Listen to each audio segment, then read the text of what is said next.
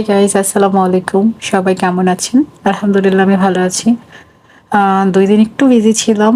আর আজকে সারাটা দিনই অনেক ঘোরাঘুরি করেছি। ঢাকায় একটা বিশেষ কাজে যেতে হয়েছে। ঢাকায় বলতে গুলিস্তান যাওয়া লাগছে। তো সেখান থেকে বেশ অনেকদিন পর ধূপকলা মাঠে গিয়েছি। আমার কাছে বেশ ভালো লেগেছে কারণ এই জায়গাটাতে আমরা আগে প্রায় ঘুরতাম।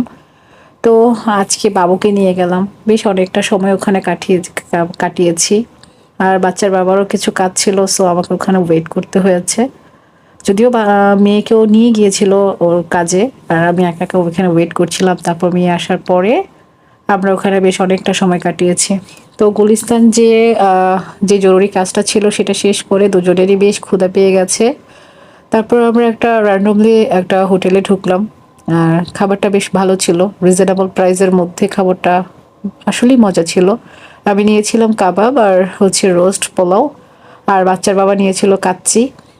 আমার কাছে মনে হচ্ছে আমাদের এরিয়া থেকে বেশ রিজনেবল এবং কোয়ান্টিটি বেশ ভালো।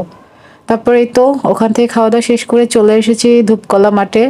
এই মাঠটা এরিয়ার জন্য বেশ ভালো একটা জায়গা, বিকেলবেলা বাচ্চাদের নিয়ে সময় কাটানোর জন্য বেশ ভালো। আর এখানে সব বাচ্চারা এসে যে বাউন্ডারির ওই পাশেই হচ্ছে মাঠ, ওখানে মানে যারা একটু সিনিয়র পার্সন তারা হচ্ছে ওখানে যে ক্রিকেট ফুটবল এগুলো খেলছে, আর ছোট ছোট বাচ্চারা এখানে খেলতেছে। তো ওদের জন্য আবার রাইডের ব্যবস্থা করে রেখেছে।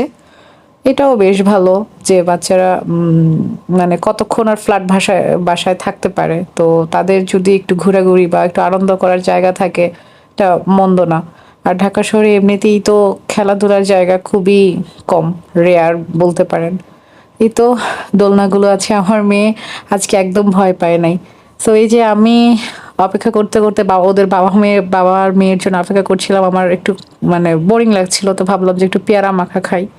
তা আমি একা একা বসে বসে, আশেপাশের পরিবেশটা তখনও বেশ নিরিবিলি ছিল, পেয়ারা খাচ্ছিলাম। পেয়ারা খাওয়া শেষ করতে করতে দেখলাম তারা বাবা মেয়ে চলে আসছে। এসে আমার মেয়ে আজকে দোলনাতে উঠেছে, ও আজকে একটুও ভয় পায় নাই, বেশ অনেক মজা পেয়েছে।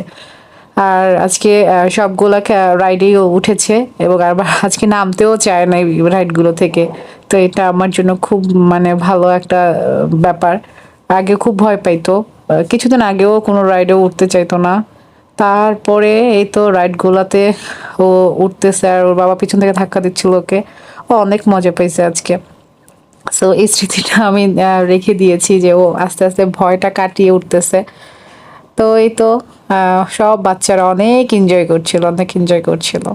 আর এই জায়গাটা আহ, মানে ভালোই, খারাপ না। তারপরে এই যে আরেকটা রাইড, এখানেও আমার মেয়ে উঠেছে, মজা পেয়েছে। তারপরে যে ভূতের গল্লি,